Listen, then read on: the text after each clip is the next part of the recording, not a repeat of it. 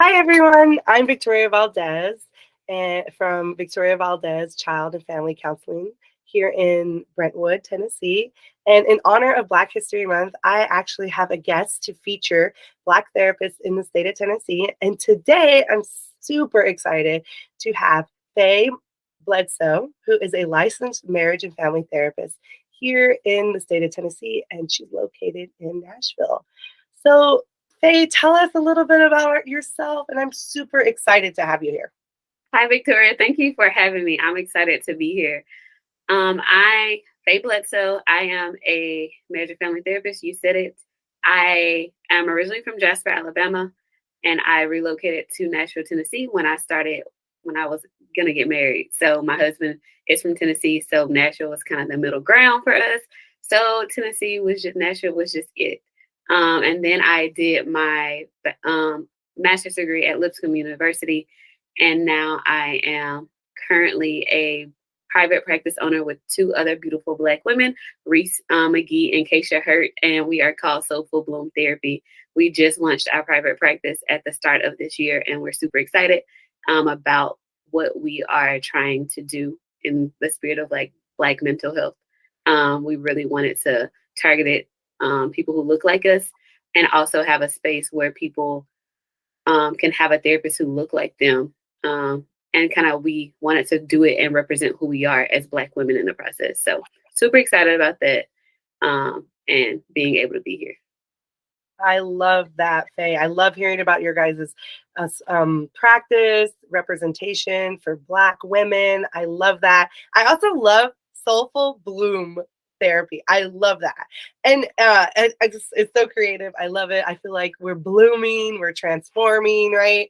I love that. Absolutely. I wanted to know, so I see right to your, oh gosh, right behind your head, Yes. it says a Black therapist. Can you Yes. show us that a little bit? Tell me about that. So it is a painting that I had someone back at home from Alabama to do. I wanted something in my office that kind of represent like the dopeness of being a Black therapist, because we are not we're the minority in that sense in this field. And so I just really wanted to highlight being a dope Black therapist. And so I also wore my shirt in the spirit of that as well. That my Oh, best friend that my best friend got made when I graduated and started doing therapy. So it's just highlighting just the dopeness of being a Black therapist. I love that. I love that so much.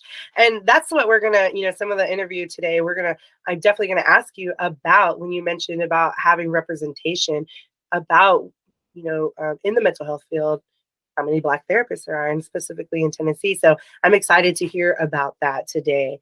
So yeah, thank you for sharing about yourself. So tell me, Faye, why did you become a therapist?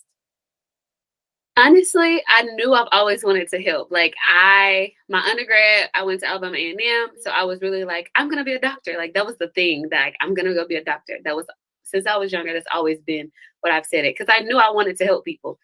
I got to undergraduate, I got in the courses, and I was so bored. I was like, this is not fun. I do not want to do this. But I was on scholarship and I was running out of time. So I was like, what would that be like for me to start literally all over and find something else? So I graduated with it. I graduated with a bachelor's of science, pre-medical track.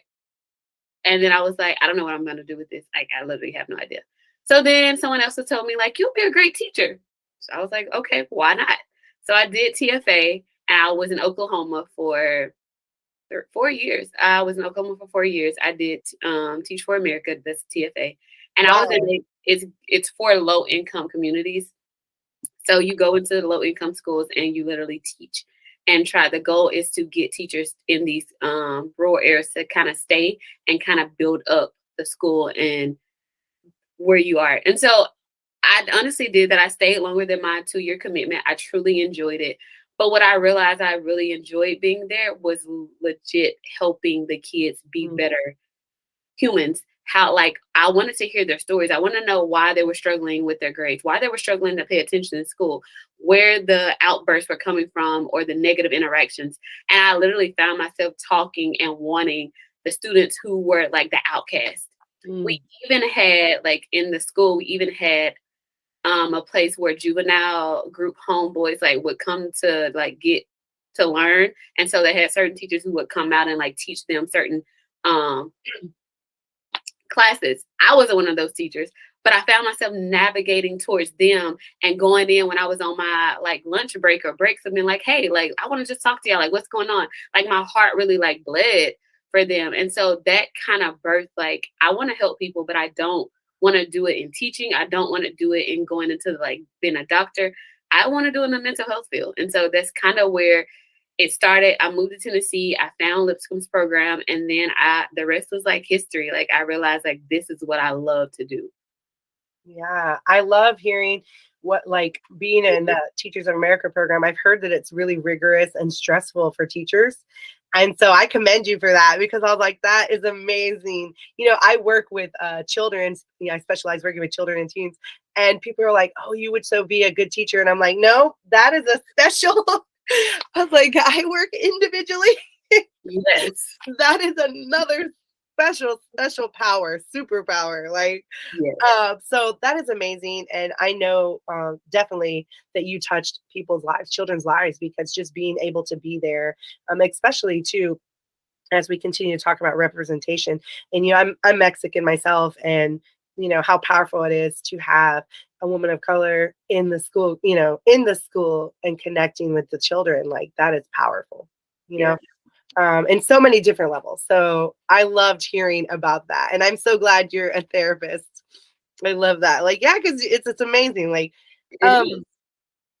so moving on to my next question is how do you help people? Like, you know, is there a special population or just what type of individuals or what type of populations do you work with? So I help people identify healthier lifestyles and patterns that align with their values. That's kind of where I tend to like think about when I think about my who I am as a therapist and what I want to bring to the table. I work with couples, individuals, and teens. I don't have a specialty just because I enjoy seeing different types of clients. I know me and my personality, and I was just like, I don't want to be bored. I don't want to say I'm a special and then only see this type, and then that becomes what I tend to see. And I know that's not always the case, but I found that to be when I hone in on things, it was just like, I'm only seeing this type of client. And so I really wanted to just really be broad and stay open just because it speaks to just who I am as a person more. And I want to see different types of clients and different type of client systems. Clients that I specifically enjoy working with right now in this season, though, I'm really enjoying like life transition clients. So like specifically young adults, like that 20 to 40 age, and they're just trying to figure out like, what is life? What am I doing? What are all the things? And I'm really enjoying navigating that space. I also am really enjoy working with men. There's a special tug on my heart regarding to men, um, and specifically men of color, not just Black men, but just men of color. I do see quite a bit of them on my caseload, and I'm really enjoying the work that I'm able to do with them. That is so awesome. I love hearing, especially as, you know, for both private practice owners, right? We're both in the private practice sector, right?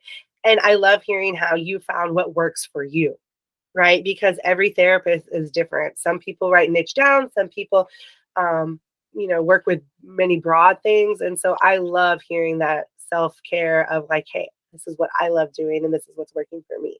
So I really enjoyed hearing that. And I love too, just you working, having in this season. And I loved how you're like in this season, right? Because things change. I loved how talking about you want to help men of color as well, you know, and that you're doing that work and you're doing that work. The other thing I was thinking too, as when you said this season, I was remembering when I picked the marriage and family therapy career that I thought I would like working with couples, and it was not my, it's not my superpower. It is not. So I love when I find other therapists. I'm like, oh yes, is that your superpower? Because I will send them to you. I do. Couples is a lot of work, but I definitely enjoy working with couples. Yeah. It's a special, like you said, it's a special thing to want to deal and work with like couples work just because it's like a lot happening in the room. But I definitely enjoy it. Yeah, and I admire the therapists who are like, yes, I love this, right? For me, I don't work with couples, but I do work with parents, which is a whole different I was thinking of the right word. Different avenue, right? Yeah, With divorced parents, co-parenting parents, just parents in general, because it's so important part of the treatment, I right? love that. Yeah, I I, really enjoy that work. And it's got its stressful moments, but I really love that. Um, but yeah, so I love the work that you're doing. So what are now you said that you're broad, if I use that word correctly for what you had said, you haven't really niched down, but you treat a lot of different things. So what are maybe the most common mental health issues that you've been treating in this season that you see, oh, I've been seeing a lot of this or that? yeah, I think regardless of what the season has been, I think a lot of people are struggling with anxiety and depression. Mhm. So I see a lot of that, even if it's not part of like the core work of like why they think they came to therapy, it's presenting itself in a lot of different ways. So anxiety and depression is two of the main, and then relationship distress because I do see a lot of couples, and even if it's not romantic relationships, I'm also seeing relationship distress with like family. I like dealing with family stresses too, and so even if it's an individual, they may come to process like family relationships and things like that. So those are the three biggest that I tend to have see the most common in the work that I do. Yeah, I was gonna say that I think what I noticed when you talk about anxiety, and then for me working with kids and teens, post pandemic or during the pandemic and post pandemic, I saw a huge in uptick of children and teens with anxiety. But I totally think that it's probably always been there. But Mhm. then like pandemic obviously like exasperated or put it on the front lines, right? Yeah. Um, which is like a double-edged sword because it's important that mental health matters, right? And it's getting more on the forefront. Hmm. But then also, I just like all the untreated that's been going on for so long. Um, but at least now it's more on the front lines now, right? It's more on the news now, mental health care. It's more in the workplace now. So that's really powerful. Um, So tell us a little bit about what would it look like to work with you as a therapist? If a client shows up, what would the treatment be like? What's your style? What's it like? Yeah. So my style is very personable. I'm a very personable person. What you see on TV, I'd be like, nah, that's not quite it. It's not kind of, that doesn't feel right. Very personable person. I want them to like, yes, as a professional part to it, but I want you to feel comfortable and safe. And so I really pride myself when I even talk to clients or potential clients. It's like therapy with me is like having someone who like walks with you through the hard, who sits with you in the calm, and laughs with you in the funny moments because everything about therapy is not tense and struggle. Like we have a lot of moments where we're like laughing and cutting up about like revelations or just life, things that you can really find laughter in. And so that's really what I pride myself on in being a therapist. It's very conversational and laid back with me. So far, like I said, what you said on TV is not really my jam. I'm very much like, let's come in the room. Let's just have a conversation. Let's just talk. And as we talk, things will come up. I also am very empathetic and caring, but I am a pusher. Like, and I tell people that when they call, I'm like, if you're wanting somebody to push you out of your comfort zone, you have met the right therapist for you because I do not mind pushing you outside of your comfort and calling out unhealthy behaviors, but in a very loving and empathetic way. And I do like sometimes it's just like I have a smile and I'm gonna say the hard thing with a smile on my face, but it's very much like, did she come for me or did she like like she came for me? But it was so sweet that I don't really know if she really came for me. So like I definitely challenge irrational thoughts and statements a lot in the room. I'm very CBT, so cognitive behavioral. With my therapy approach, I do believe our thoughts affect our behaviors and our actions. And I definitely try to challenge irrational thoughts and beliefs in my clients and what they do. But I also meet the client's need with my therapy approach. So I don't just hone in on things. Whatever the client needs, I try to meet their need. Even if it's something I'm not totally comfortable, it's not my first tool out the toolbox.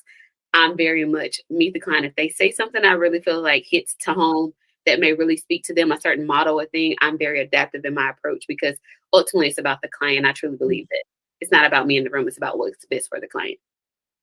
I love hearing that you're adaptive, you're flexible, you're the type of therapist that's gonna definitely challenge and push the client a little bit like, oh, hold up now. but with love, right? I love Yeah. and then also too, I love just like meeting the client where they're at because and I love the highlights of like I'm not the TV therapist, right? I was just talking to another colleague about that, about what we're looking for in a therapist. As therapists who go to therapy too, right? Yes. And thinking like wanting someone relatable that like, hey, that I could totally be myself in the room with and I don't have to filter anything. I Yes. can say whatever. That is powerful, and I can tell that that's what how you're presenting to your clients. And Yes. then also too, like you need a therapist, in my opinion, that is not just going to sit there and nod, Absolutely. Yeah. right? And so that's not what you're doing, right? Mhm. You're not sitting there, and just nodding. You're actually helping growth and facilitate growth. But then I also hear how meeting the client where they're at. I always think about, you know, sometimes we come to therapy and we want the help, but there's some parts of us that aren't ready yet, right? On certain things. And then you may have a therapist who's like, no, we're gonna knock on this door, we're gonna blow this door wide open. And how that can be really detrimental to treatment and have clients go, nope, I'm out. Yeah. And I hear you saying that that's not your approach. Yeah. That hey, I might address this. And if you're like, whoa, that's too much for me in the moment, then we're going to go back and we're going to stay right there. So I love hearing that about you. And those are quality therapy skills. I love that. Thank you. Um, so kind of moving on to the other questions I had, because one of my ideas of featuring Black therapists local to Tennessee, and one is to support Black History Month, and the other was to connect local Black individuals with Black therapists, right? Yeah. So one of my questions is, do you have how many Black individuals seek therapy nationally? So nationally, it states from the McLean Hospital, where I kind of pulled this resort. It said nationally, people who seek out therapy is like 25% of Black individuals who seek out therapy compared to 40% of white individuals who seek out therapy. And what would you say, did you see, and my follow-up question to that is that what percentage, so if you, okay, obviously, 25% is not a lot, right? So I'm curious about what is the percentage of Black mental health therapists in the United States and even in Tennessee? Yeah. Black in the US is 6.7% Black therapists. And in the state of Tennessee, we have 4.1%. So with that percentage, it makes me go, there's not a lot in comparison to other groups, right? And so Yep. I can see how that might be difficult even for, Black people who want therapy, who are in a family system or have decided I'm going to get therapy because I need it, despite what anyone else might say. Then there's the access, Yep. right? Especially if they're looking for a Black therapist. And as a person of color myself, as a Latina, that's what I want, Mm-hmm. is a therapist who is, and, I will say that there's therapists out there of any color who do great work, Yep. but it's different to be able to connect with someone who really understands your culture, the culture competency, all of the things in that umbrella Yeah. there's a huge difference, right? Yeah. Um, yeah, was there anything you wanted to add or comment to just kind of those numbers, and then in the state of Tennessee, you being a Black therapist where there's not many Black therapists? Yeah.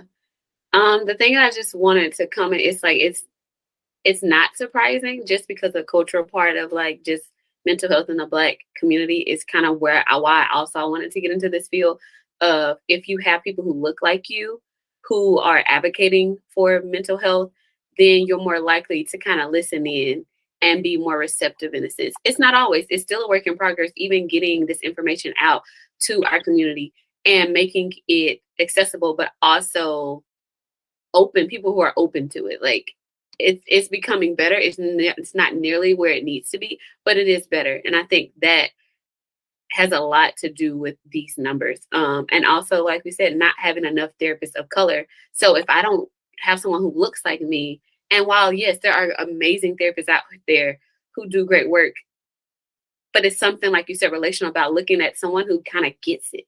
I don't have to go into deep detail about what I'm experiencing. They just get it. Yeah. Yeah. And there's no other, like, they just get it. Yeah. I know a lot of my Latino clients that, because since I'm bilingual, I also see, Spanish speaking clients who don't speak English, but I have people who do speak English that are like, I just want to have someone that I can switch back and forth, switch language, or, you get the cultural context of the food, or the fact that, right, we don't do therapy in Spanish. Yes. I won't say that all Latinos, but the majority of Latino community, it's like, you only go to therapy if you're loca, like if you're crazy. Yes. Otherwise, there's no in between. And I'm like, oh, that's right. Yeah. That's so true for the Black community as well. That's what I've heard from other Black clients or colleagues, or even just the research that we've learned in our field as we go through cultural competency classes and things, that's a shared experience for Black and Latinos, and maybe others as well, that it's like, nope, you don't go to therapy. It stays within the family. There ain't no medication, no anxiety, no depression, none of that. And if you're a religion, you better go pray about it and talk to Jesus. Right. You are not praying hard enough. Yes. That's the other added piece to that, on top of that. Yes. Yes. And it's like, no. Yes. No, I'm with you in this. Like, I'm with you. And so, yeah, just recapping that there are therapists who are doing great work that maybe not align with our even cultural from us, like, upbringing, and like cultural from people of color. But like you said, it's just, there's something different about being able, or to be able to have that right connection.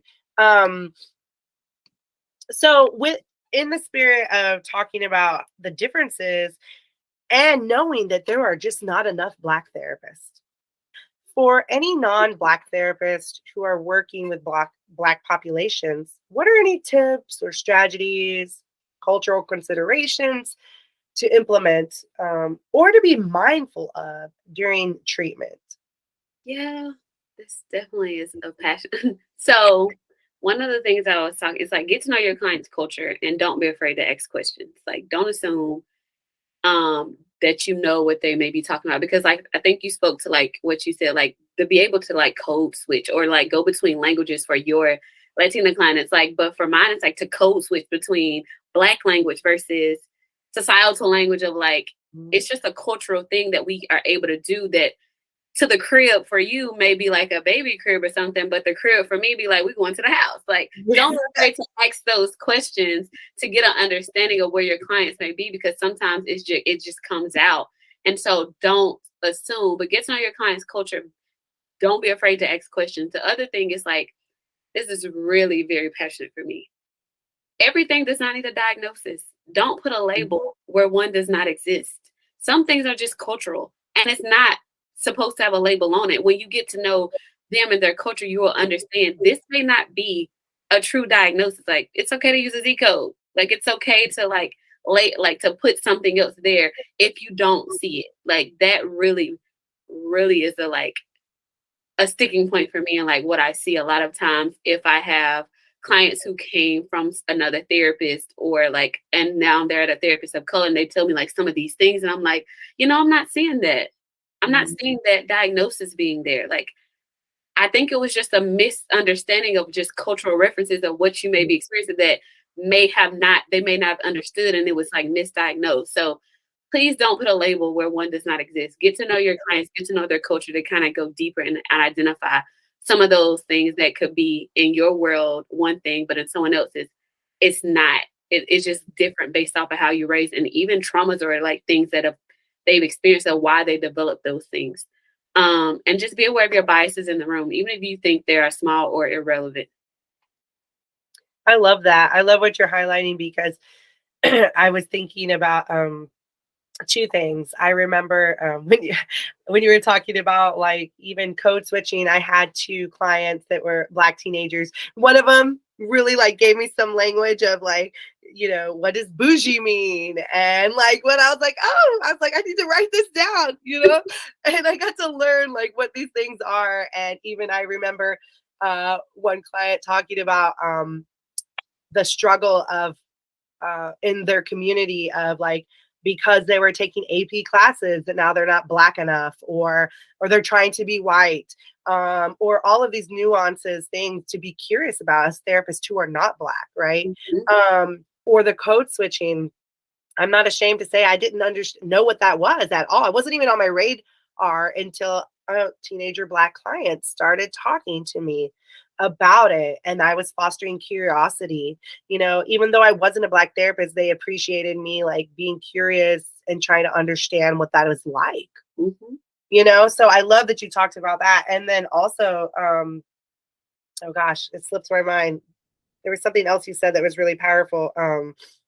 The diagnosis thing I was thinking about in the DSM-5, our diagnostics tool as therapists, how, miraculously there's a side note for anxiety about Latinos nervios, which is like a nervousness, and it's a cultural thing, and how you can diagnose somebody because you're not being culturally sensitive and curious, and you're just, jumping in there without, hey, how does this, yeah, you have some symptoms that sound like this, but what are your thoughts? Like, what does this mean culturally for you, right? Like, instead of, hey, this is what you got because I know better. Right? So I love that you highlighted all of those things. And I hope that other non-Black therapists will really take this, glean from this to heart and see how they can examine themselves and do different, right? So for anyone that comes from a background, family, or culture that is not therapy friendly, and I say that with caution because I don't want to make assumptions about any culture, but or even family system like that's not therapy friendly, why should they give therapy a try? Yeah. Sometimes you have to break outside of your traditions and culture to do what's best for you. Like, yes, they meant us well. Yes, they served us. But sometimes those things no longer function if it's affecting our mental and emotional health. And so sometimes we got to pick and choose what things work for us and what doesn't, even if that means going against some of the cultural and traditional things that you grew up in, to do what's truly best for you. I know therapy has a negative stigmatism, but learning things for yourself so that you can come to your own conclusions of and what's important for you. Therapy has the power to be life changing. Like, I've seen it. I'm an advocate for it. And you can learn so much about yourself, which helps you to be more aware of yourself in the world that you live in. It's not always crisis when you come to therapy. Like, sometimes you just want to become more aware so you can show up better in your relationships and in your life, in your world. And so that's what therapy is for. It's enjoyable when you have the right fit. Like, the right fit really matters. And it's truly something you can enjoy coming and doing when you have someone who speaks to you and kind of speaks to what your needs are. So that's kind of like what I want and what I share oftentimes when people are thinking about therapy or on the fence of like, it's not what you have always thought about. It's not the stigmatism that's associated with it. Like, it's so much deeper and bigger than that. And it's not always crisis. The best therapy happens when people are just coming to just have a space for them to just talk about life and the process, just where they are and what they want to do and their goals and dreams and things.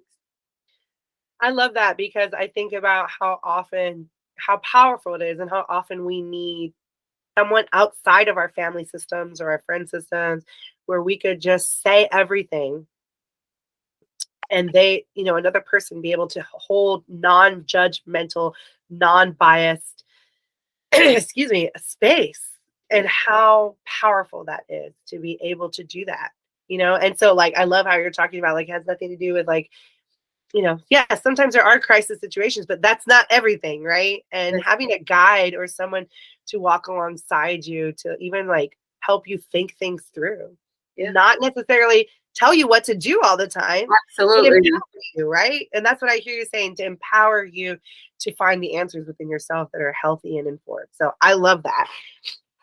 My final question today, Faye, I've enjoyed this so much, is that, for you, what does it mean for you to be Black? Like, what does that mean for you? Yeah, I think this is a great question. Something that you don't always think about. I know what it means to me for me to be Black because, like, outside of like the role, but I specifically wanted to really think about what does it mean to me to be Black as a Black therapist And like we heard the numbers, 4.1% in the state of Tennessee, 6.7 in the US. There tends to be this way of being that we have to like navigate to being to order to get the clients that we want, or to get a certain clientele, or to be successful in this field. You have to look a certain way, do a certain thing. You have to promote yourself in a certain way. And so what I'm learning and what I want to get away from, and what does it mean to be Black as just a therapist, because I'm always Black, but to be Black as a therapist and truly embracing in this space is to be authentically me and expressing myself in ways that feel comfortable for me. So the way I wear my hair and the way I express myself, if I want to change it up, today you may see me in a curly fro. Tomorrow you may see braids. The next day you may see locks. Like all those ways of just being able to express who I am, authentically me, and not to have to be put into a box to try to fit a certain clientele or be a certain way. The outfits that I wear, the clothes that I choose to wear, as I do this work, in order to be like accepted by others, that's been a big thing, and something I even had to like rub up against my own self, being in a field where it's predominantly white women, of like knowing what my Blackness feels like. Does it intimidate you because I'm passionate about what I say and what I do? Does what I come across, is it too Black, or the angry Black woman because I push back against you and call out some of the things? Like just literally having to like being able to be who I am, to exist in a space that I can show that 100% and it still be accepted, and know like there are people and clients out there that's for you, that fits and wants someone who looks like you, who operates in you, and truly what they need.